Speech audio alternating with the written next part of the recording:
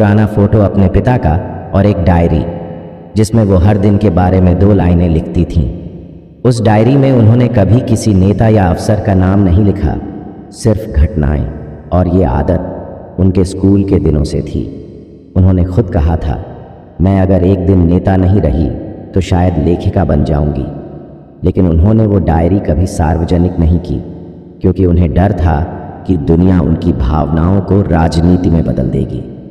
मायावती का एक और अनछुआ पहलू है उनका संगीत प्रेम। बहुत कम लोग जानते हैं कि उन्हें पुराने गज़लें और भजन सुनने का बहुत शौक था। खासकर मेहंदी हसन की गज़ल रंजिश ही सही दिल ही दुखाने के लिए आ उन्हें बेहद प्रिय थी। रात के समय जब थककर घर लौटती थीं तो अक्सर अकेले बैठकर वही गाना सुनती थीं। ये एक ऐसा हिस्सा था जो उन्होंने कभी किसी से साझा नहीं किया।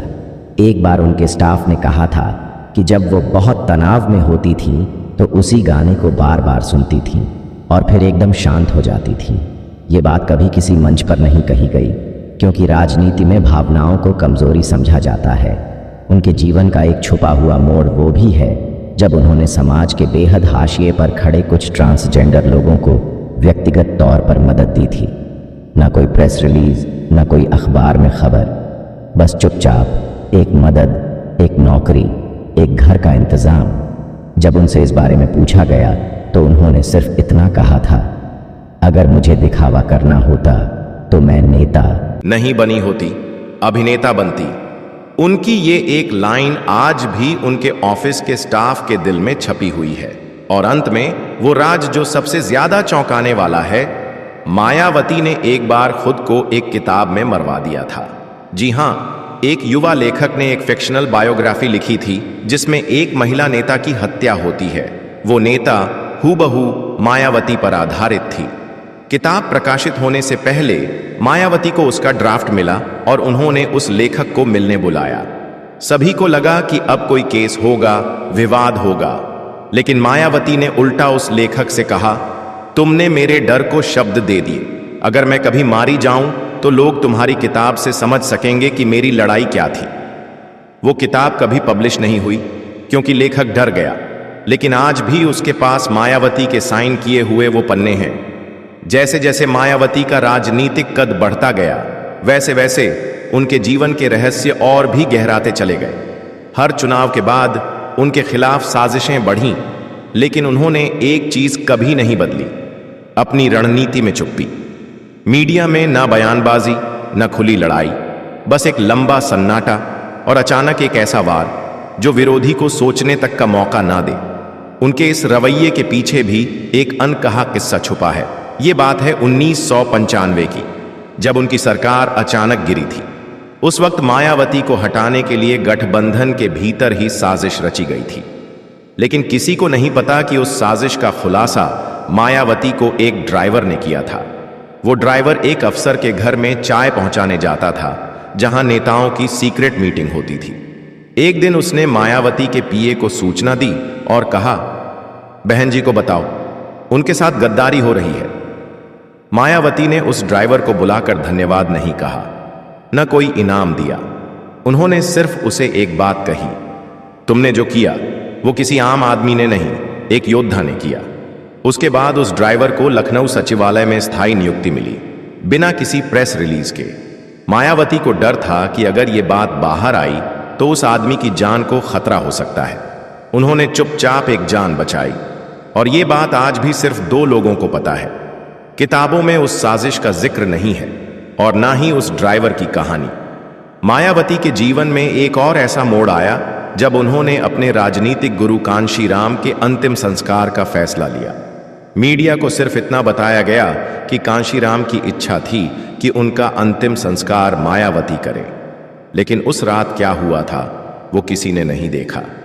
अंतिम संस्कार के बाद मायावती घंटों तक अकेली बैठी रहीं।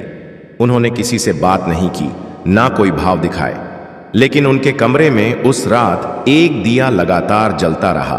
और उनके पीए ने बताया कि उन्होंने दिए की लौ को देखकर चुपचाप कहा था, अब मुझे अकेले चलना होगा। यही वो वक्त था जब मायावती पूरी तरह से बदली।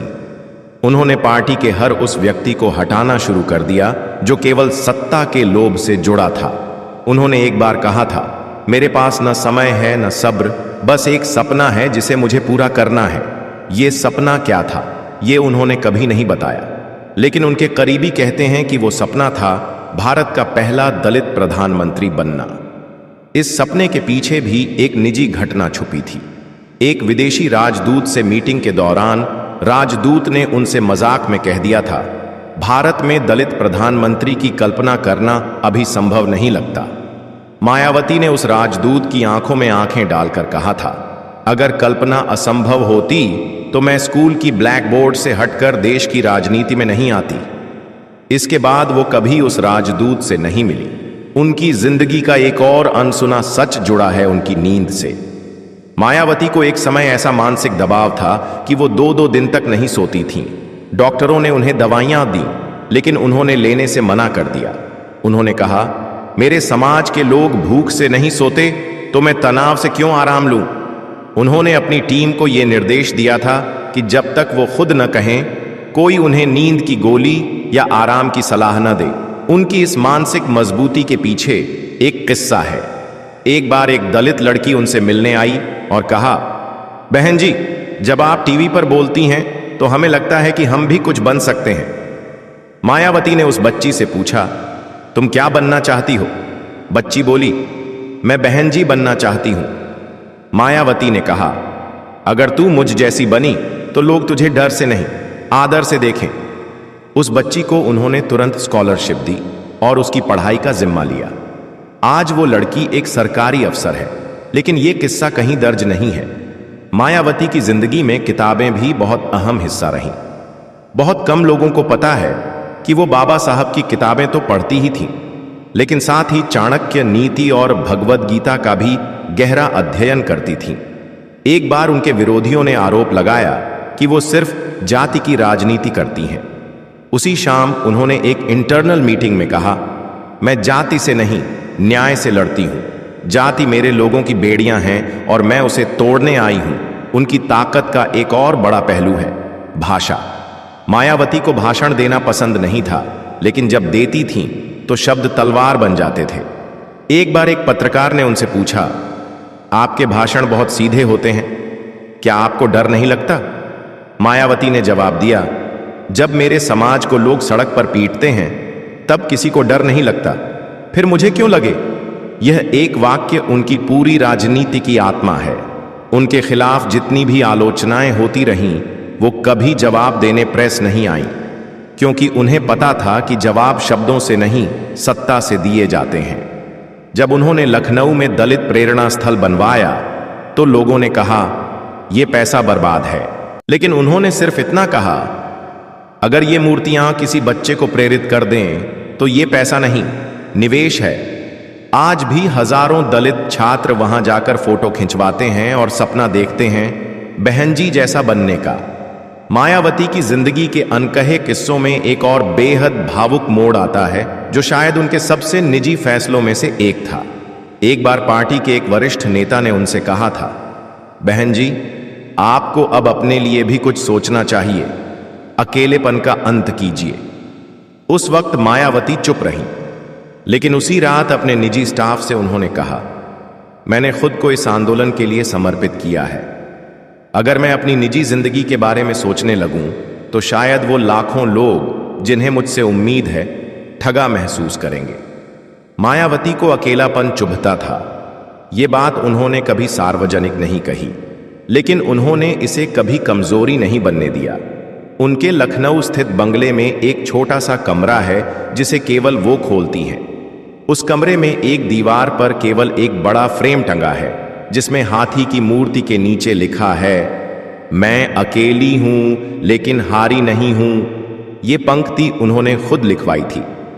वो फ्रेम किसी मीडिया कैमरे की नजरों में नहीं आया, लेकिन उनके स्टाफ का कहना है कि जब भी मायावती थकी होती हैं, परेशान होती हैं या अंदर से टूटी होती हैं, वो कुछ समय उस कमरे में जाकर बैठती हैं। उनकी जिंदगी की एक और परत जुड़ी है आर्थिक पारदर्शिता से। जब उनके ऊपर आय से अधिक संपत्ति का मामला चला तो उन्होंने कोर्ट में खुद को निर्दोष साबित करने के लिए 18 साल के टैक्स रिटर्न और जमीन खरीद की रसीदें पेश की। एक एक दस्तावेज को उन्होंने खुद चेक किया। उनके वकील ने कहा था कि इतना विस्तार से शायद ही कोई नेता अपने केस की तैयारी करता हो। अदालत से बाहर आने के बाद जब मीडिया ने उनसे प्रतिक्रिया मांगी तो उन्होंने सिर्फ इतना कहा, सत्य को सफाई की जरूरत नहीं होती, लेकिन यह केस उनके आत्मसम्मान पर एक गहरा वार था। उन्होंने उस दौरान न कोई सार्वजनिक कार्यक्रम रखा, न किसी से भेंट की। करीब 3 महीने तक वो बस काम और कानूनी प्रक्रिया में लगी रही, और जब क्लीन चिट आई तो भी उन्होंने कोई जश्न नहीं मनाया। उन्होंने सिर्फ अपने कमरे की दीवार पर नया कैलेंडर टांगा जिसमें ऊपर लिखा था, अब वक्त है फिर से चलने का। राजनीति में उनके आलोचक कहते हैं कि वो हार के बाद गायब हो जाती हैं, लेकिन सच तो ये है कि हर बार जब वो हारती हैं तो खुद को फिर से गढ़ती हैं। 2017 की हार के बाद उन्होंने एक गुप्त प्लान तैयार किया था, दलित ओबीसी मुस्लिम एकता को फिर से जीवित करने का। उन्होंने नए चेहरों को मंच देने की सोची, लेकिन जब उन्हें लगा कि कुछ नेता पुरानी पार्टी सोच के नहीं, सिर्फ चुनाव लड़ने की इच्छा से आए हैं, तो उन्होंने सभी को बाहर कर दिया। उन्होंने एक बैठक में कहा था, मेरी पार्टी कोई